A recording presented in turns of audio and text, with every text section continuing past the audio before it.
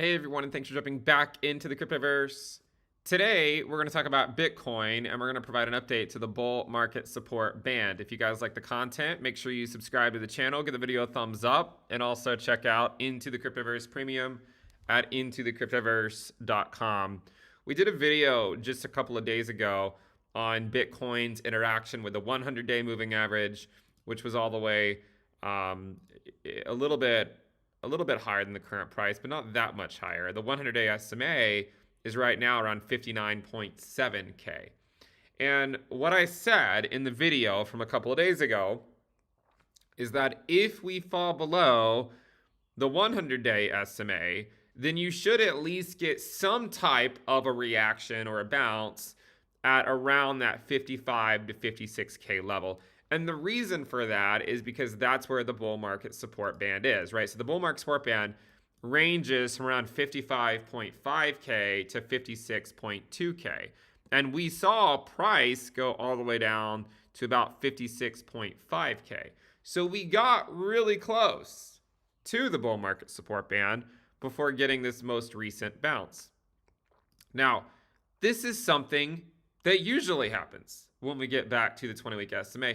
In fact, there's a lot of times where the week that you wick near the 20-week SMA, it doesn't actually touch it. And I'll show you a few examples. If you look back over here, last year we had a wick that got pretty close to the 20-week SMA in May, right around the same time, same time of the year. And then going into about mid-May, mid to late May, Bitcoin got a bounce. Right, it went up by about 5% on this weekly candle, but from the low to the high, it was about a 10% move. Okay, now that 10%, keep that number in your mind. So it was about a 10% move, but then what happened after that 10% move? Bitcoin faded and actually went to the bull market support band, right? But a lot of times it gets bought up beforehand. Look at it here in 2023. We got relatively close to it. And then Bitcoin got an even bigger bounce. That was a 18% bounce. But then inevitably it made it back down to the bull market support band about a month later, right? So you'll see, you'll get a move close to it. You won't actually tag it. And then about a month later, you tag it. So you saw that over here. And you saw that right here. You see that?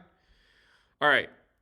Same thing right here. We got relatively close to it, right? We went to 28.9K and the 20-week SMA was at 29.5K, so about $500.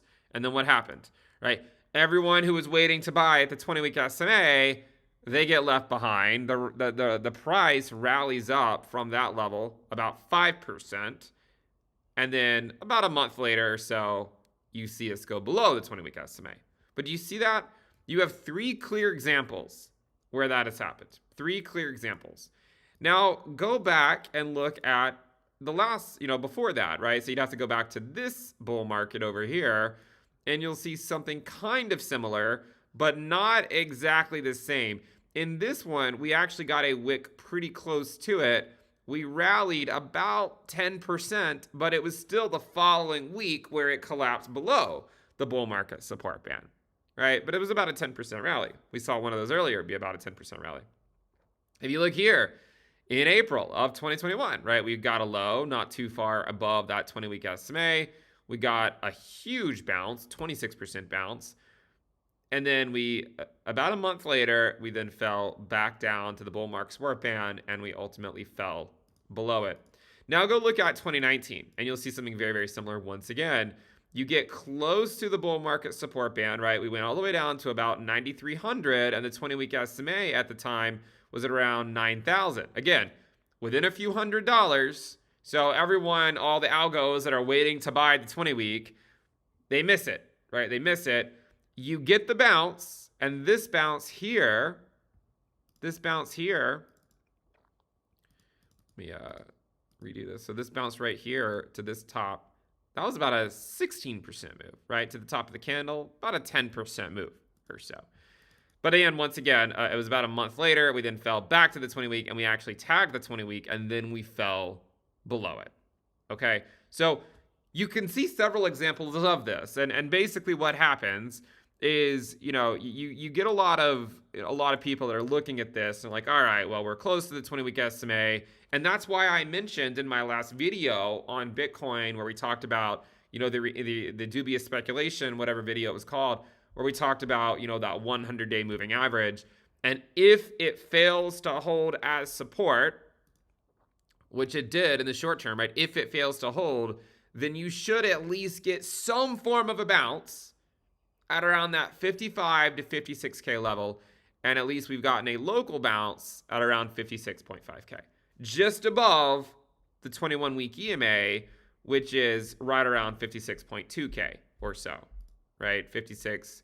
Let me pull this up on the weekly to get a little bit better. 56.2K. So again, this is a very common pattern that we see happen with Bitcoin. In fact, we were following a similar pattern not too long ago. And it was this. We did a whole video on this. I didn't take the time to go find it, but I'm sure you could go find it if you're curious, where we compared the halving move to the spot ETF move. Now, look what happened going into the spot ETF. About 1 week before the spot ETF arrived, we swept the high. You see that in January, we swept the high about 1 week before. But here we failed to sweep it 1 week before the halving.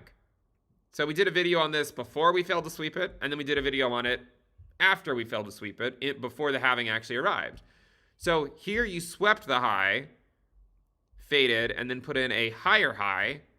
Here we failed to sweep the high, faded, and then put in a lower high. Do you see the difference, right? So this was a stronger move. It showed more strength. You still ultimately came back down and took out the initial low, right? Which is something that we said we're likely going to do. Do you see that same low? See what I'm talking about here? So you have this low that was taken out after the spot ETF. And then you have this low, which was taken out after the halving. Again, we did long videos on this very idea. So it's played out. The only difference between this move over here and the one we had earlier this year is that going into the spot ETF, the main event, we put in higher highs. Going into the halving, it was a lower high. So the thing to look at from here, if we get a larger bounce into the 60Ks, right? We're still at 59K. And you might say, well, Ben, isn't this a bounce? I mean, it is a bounce to some degree off of the recent low. But just a couple of days ago, we did a video on Bitcoin when it was at, 60K, right? When it was at 60K. And if you go look at it, we said, look, guys, this is where the 100-day moving average is. And there's a chance that if we go below the 100-day SMA, the next area of support might not be until around 56K, which is ultimately where we saw the bounce. So here we find ourselves in this position once again where we've gone just above the 20-week SMA. People are front running it a little bit, and it's leading to a bounce. But this is not really a bounce so far. This is still below the 100-day moving average, right? Imagine if yesterday, legitimately yesterday when Bitcoin was at 60.6K, close to, or 2 days ago when it was at 64K. Imagine if 2 days ago when Bitcoin was at 64K, can you believe that? 64K was only 2 days ago. But imagine if 2 days ago when we were at 64K, I said, Bitcoin's going to get a bounce to 59K or to even 59.5K. You're like, that's not a bounce, right? So yes, in the short term, it feels like a bounce, but it's not really a bounce. It's just kind of noise, right? We're still below the 100-day moving average. So here's the thing. If the 100-day moving average holds as resistance, right? If it holds as resistance and we cannot get back above it, then you could get a situation similar to late 2021, right? Where, you sort of go back up a little bit, right? You sort of go back up a little bit, but then you still go below the 20-week SMA the following week.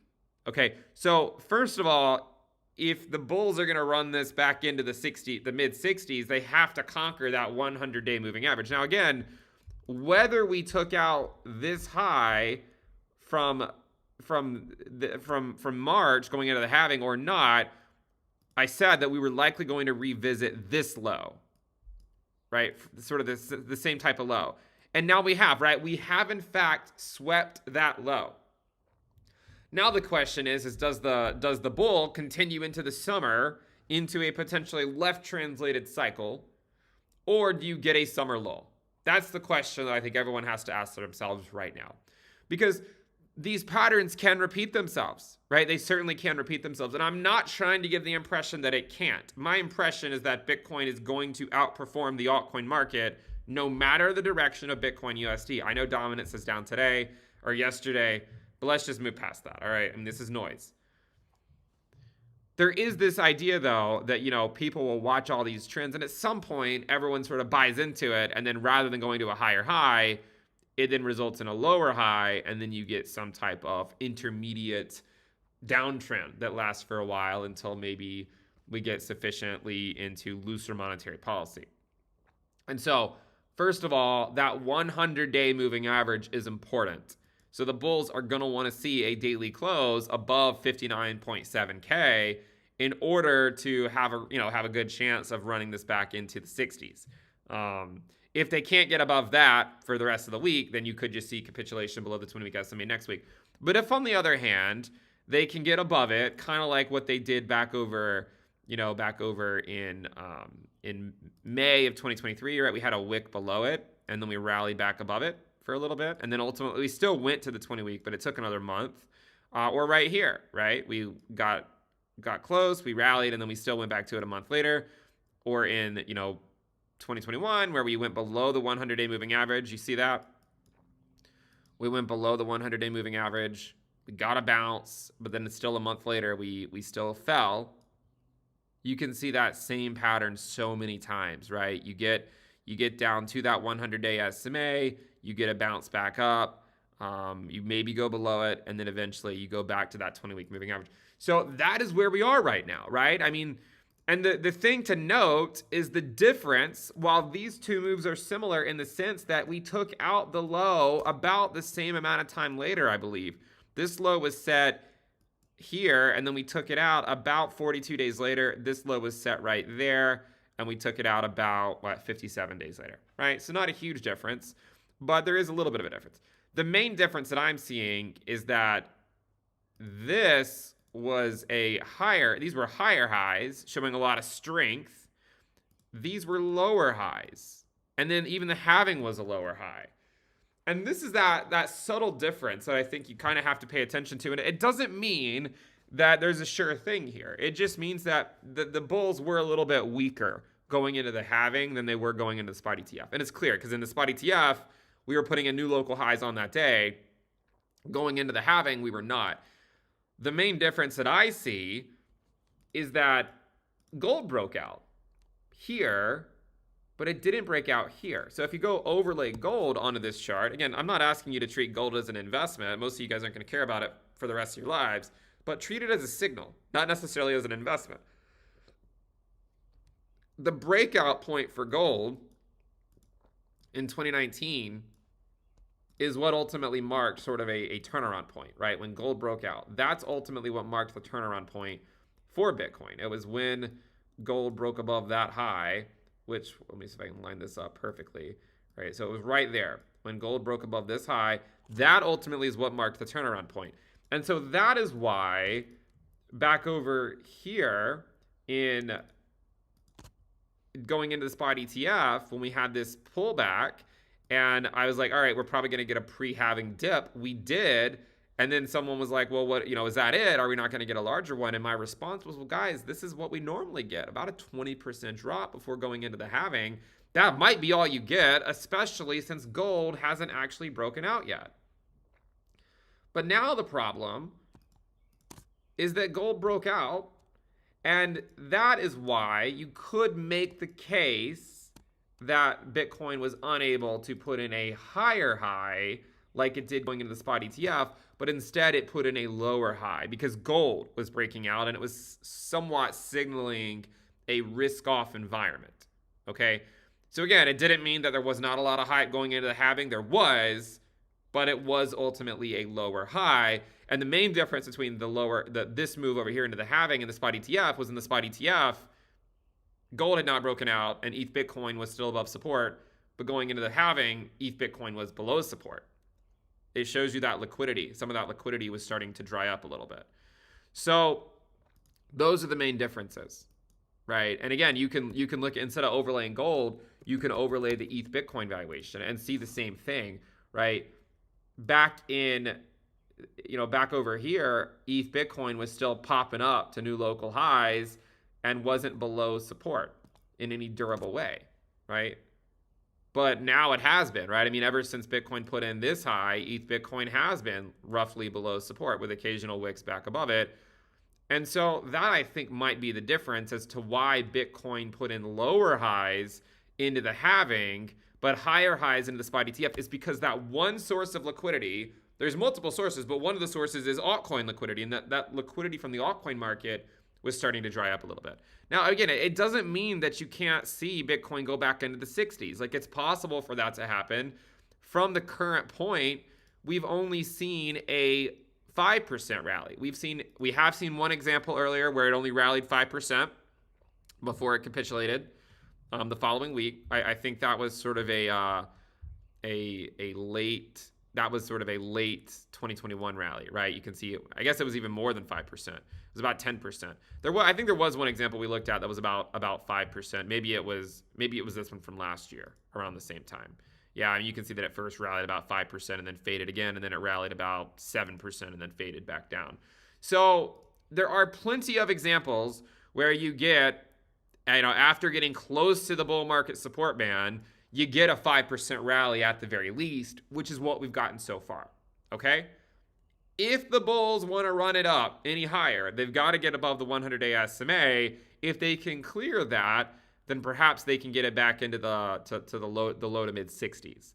But the main thing to look for, because I know if that happens, we're all going to be looking at this. We're going to say, well, is it repeating this pattern of, put in a low and then sweep the low and run, put in a low and then sweep the low and run? Is it repeating that pattern or is it not? And so if you do get a move back up into the 60s, kind of like here, there's going to be a lot of discussion about that, right? Like if it moves up and then consolidates. And I think, you could see something like that happen if like the unemployment rate print is not so bad. And then the market just kind of waits for maybe the inflation data or something to come out. And if the inflation data just comes in hot again, then the market might throw in the towel for the summer and just say, all right, we got to go down. We got to deal with inflation remaining sticky. If, on the other hand, you get a different print, then, perhaps the trend could continue. But it's not my base case right now. I mean, I do think there's a reasonable chance we get a summer lull. And there's a chance that Bitcoin, tops when it normally does and at the end of the post-halving year. There's also a chance you get a left translated peak that happens this year. There's also a chance that you get a left translated peak where the peak's already in, right, in March. But there's a lot of different cases to consider. But I would say in the short term, if Bitcoin gets back above its 100-day moving average and gets daily closes above it and can run it back, say 10% from the low, that's essentially going to put you at around 62 to 63K. Now that might sound exciting, right? 62 to 63K. And that would kind of be the level that would be similar to this one, right? The main thing to watch for, though, is if you do run it back into that level, is it just another lower high, right? Because you can see that if we did, that would be that 62 to 63K range, if we hit that trend line again. And that, I think, could act as some form of resistance, that 62 to 63K range. Again, I don't know if it's going to go there or not, but remember, if it does go there, guess what happens? Bitcoin dominance goes up, because ever since this whole thing started, most of the time when Bitcoin USD goes up, the dominance of Bitcoin goes up. So that's one way you run dominance back up to 55% or maybe even higher, is you see Bitcoin go back up while altcoins take a back seat again. And then if Bitcoin gets rejected and comes back down, that's where altcoins might actually start to show a ton of weakness against Bitcoin. Because one of the reasons why altcoins show weakness when Bitcoin comes back down here is because they're sort of banking on Bitcoin holding support, right? It's investors saying, all right, well, if Bitcoin holds support, then you want to get alts before the bounce comes because they get better bounces. But that's not always true during quantitative tightening and high rates. And so if Bitcoin holds resistance, then the altcoin market has to face this stark realization that, hey, maybe the uptrend is over for a little while and we have to consolidate at lower prices. So I would keep an eye on this going into about that mid-May timeframe, because mid-May also would correspond to alt Bitcoin pairs repeating the same pattern that they did from the last cycle. If you think about it, right? If you look at alt Bitcoin pairs, when they ultimately capitulated last cycle, you can see that they came back up into these highs in May, right? And so I do wonder, and then they ultimately capitulated in June.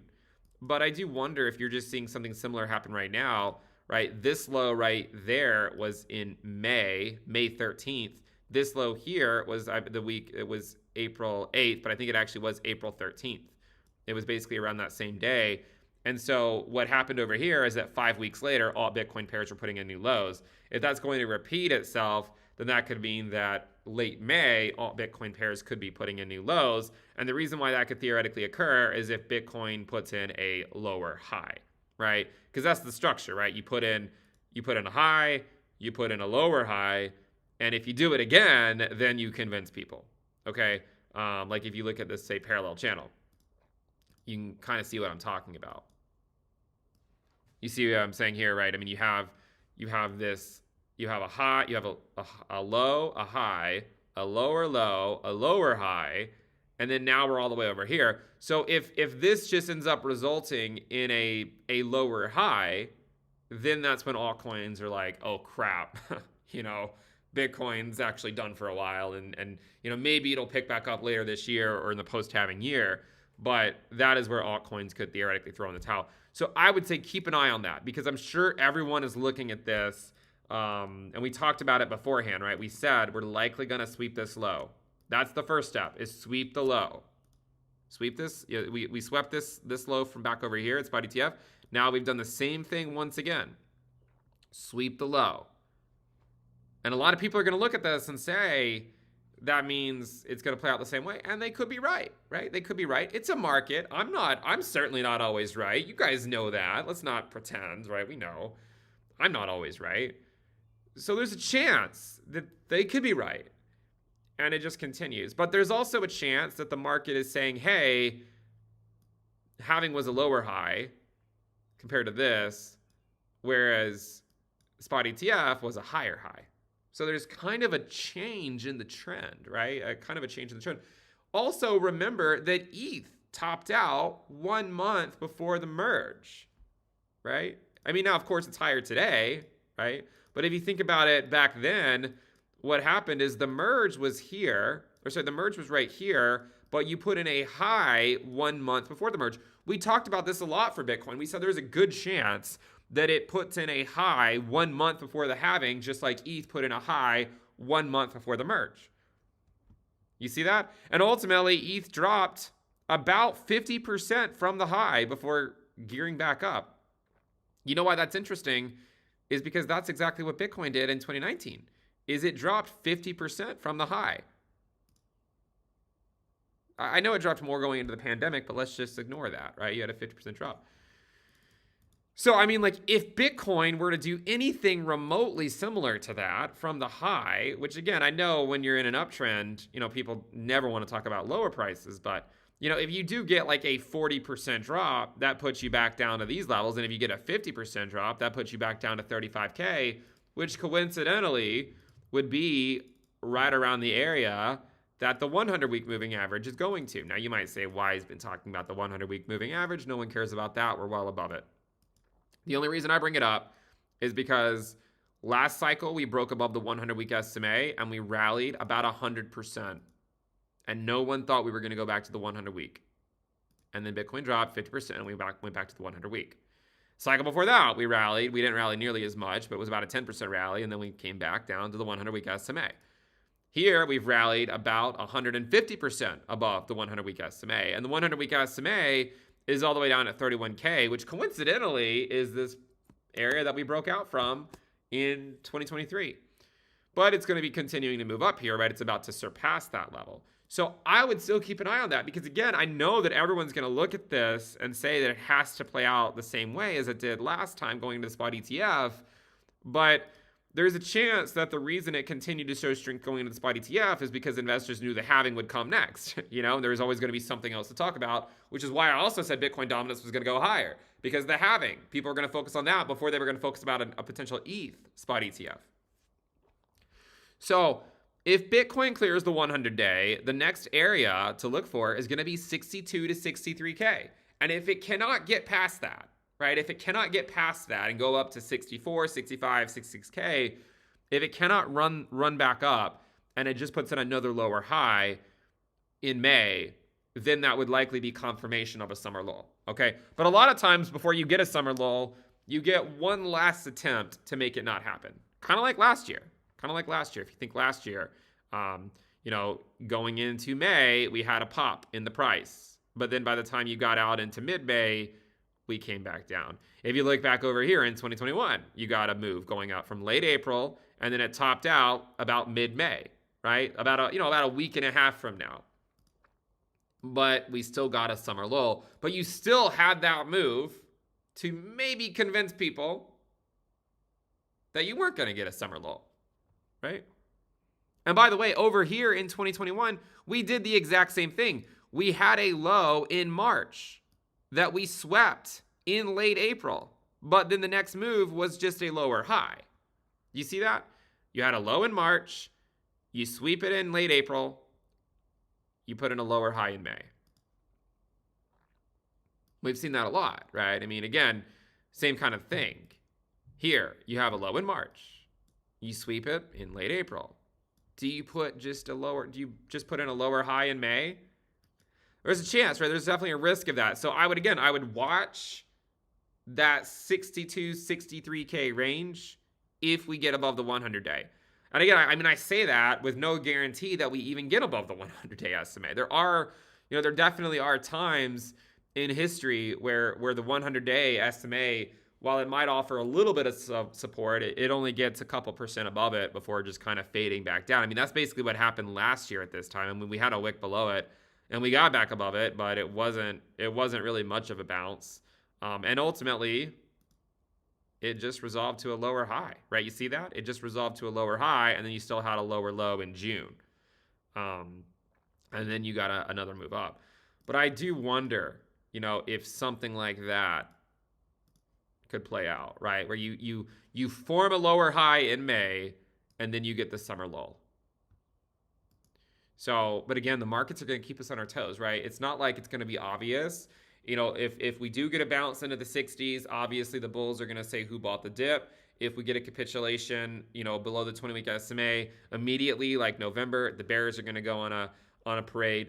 Again, there's no way to know what's going to happen. I would have a plan to stick to it. I'm just outlining these possibilities. I'm showing you, based on what the data says, what I think could happen, but I also think it's worthwhile to hedge against those views as well. So the 100-day SMA is going to be that first area to get past for Bitcoin. If it can't get past that, then you're likely just looking at a capitulation below the 20-week SMA sooner rather than later. But if we can get above the 100-day, then you could very well repeat these patterns of lower highs, and then the final, you get a last lower high in May before a summer capitulation. Same thing over here, right? A lower high in May.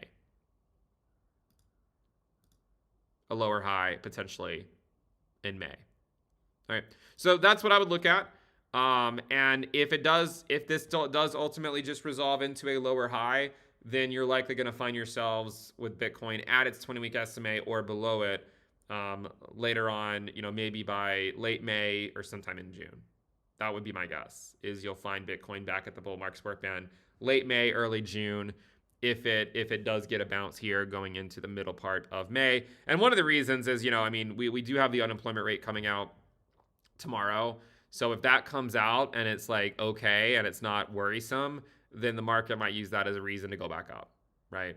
But I would certainly follow this stuff, because May does tend to be a very difficult time for Bitcoin, where it can rally, and it kind of, what ultimately happens, and this is kind of funny, I've noticed this so many years in a row, and I just want to put this out there for people that have fallen into this trap. What happens is people say, sell in May and go away.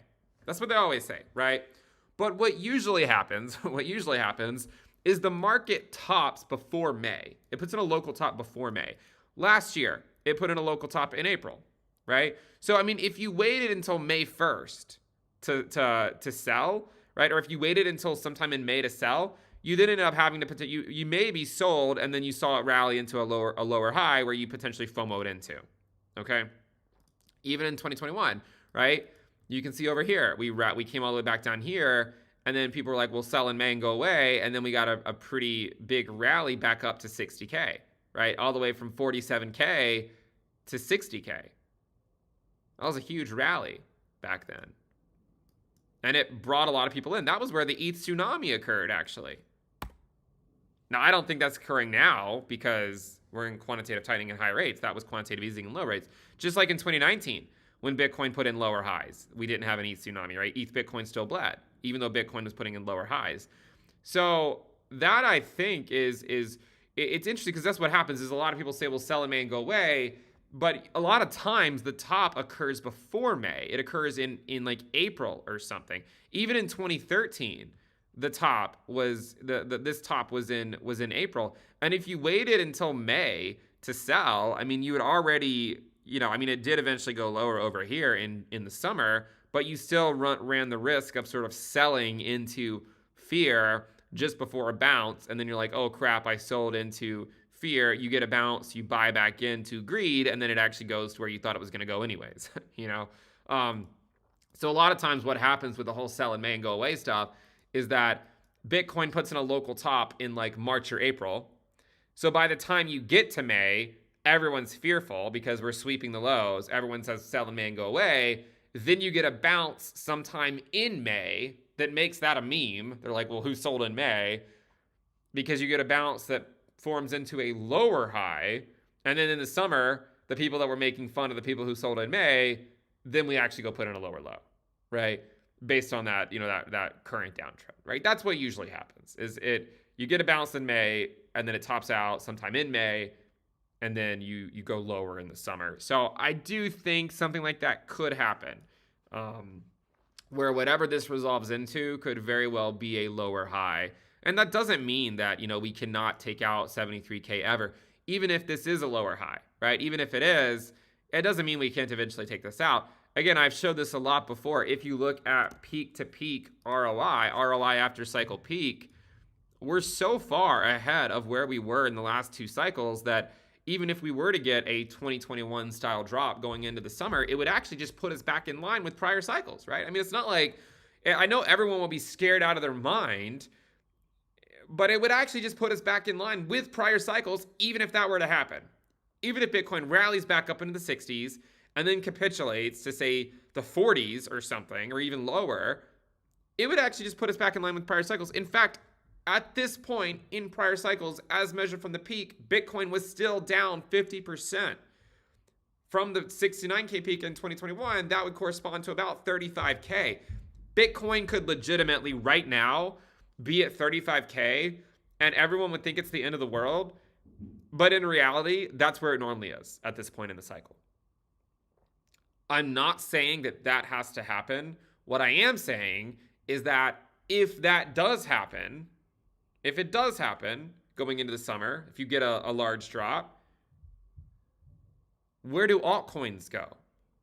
This is the reason why I say during QT, high rates, just ride Bitcoin. Don't worry about alts, because Bitcoin's going to put in new highs before most alts anyways, which it has, and it's near the highs. But if Bitcoin gets a drop into the summer, let's say in June, July, if it goes back down to even 40K, alts are closer to their lows than their highs, right? They're closer to their lows than their highs for the most part.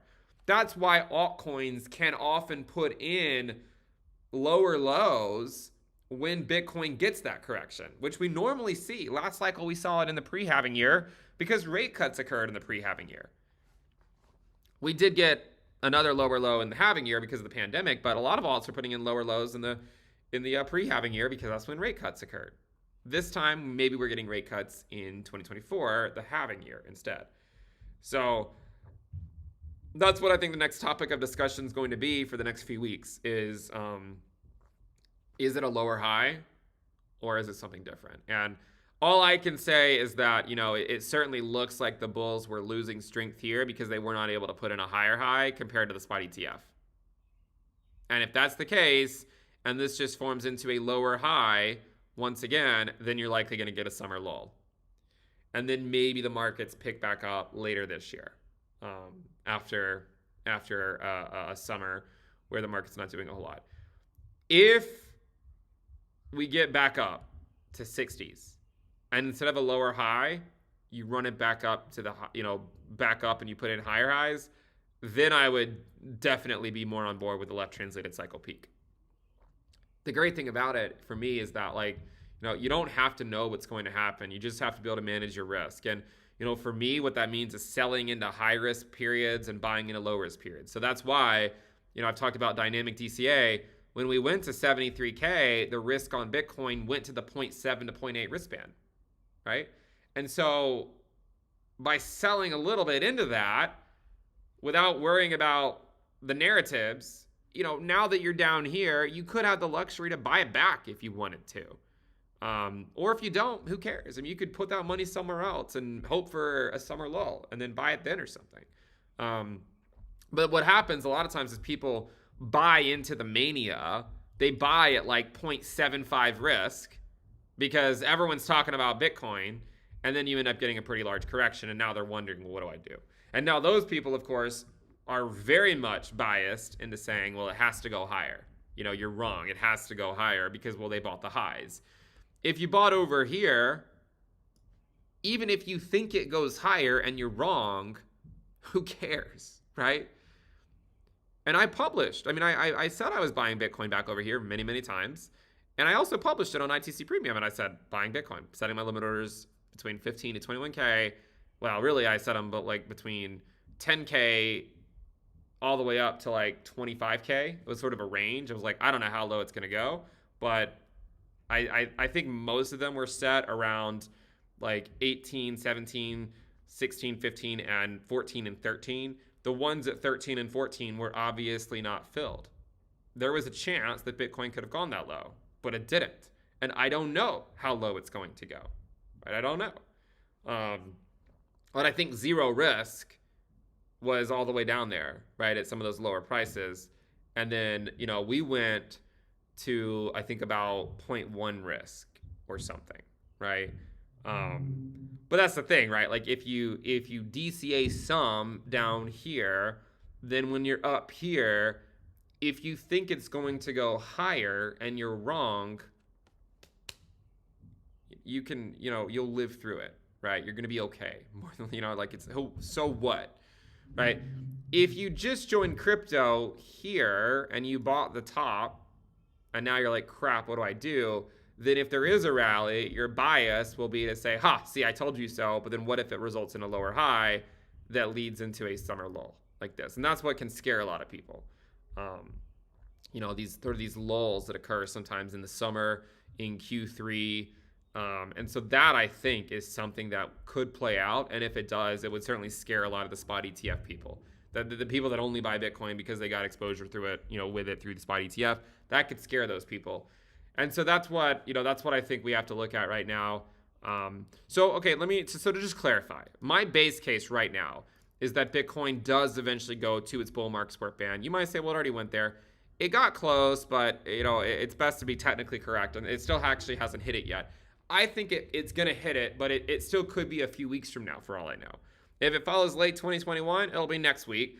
If it follows 2019, early 2021, or any of the two moves, the moves we saw last year, it'll be sometime late May or early June before it happens. I've often compared this to 2019 because I think it's 2019-esque in the sense that gold broke out around the same time that Bitcoin found a local top, right as around the same time that ETH Bitcoin broke down. And so that's why I'm kind of looking at this as that's kind of what's happening, where it's, you have a high, you have a lower high, you have a lower high, and then you get 3 red candles that get you close to the 20-week, you get one more pop up, and then you just slowly bleed back down and then capitulate. I think that could be playing out, right?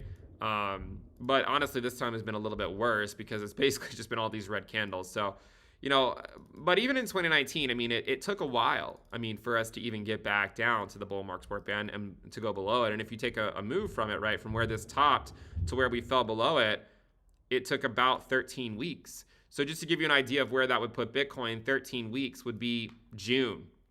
That would be June. And the reason why June is important is because I could see Bitcoin dominance topping out in June at the earliest. I think it might go later than that because the Fed is slowing the pace of QT, but I think June at the earliest is where dominance can top out.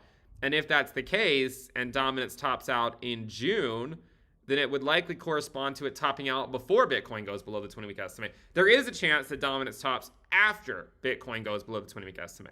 There's a chance. I mean, even Tesla was outperforming Rivian recently, even though it was below the 20-week SMA.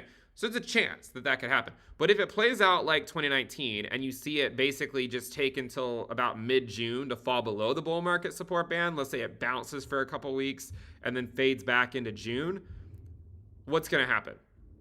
Dominance should go up. Remember, last cycle, dominance topped here, just before we went below the bull market support band.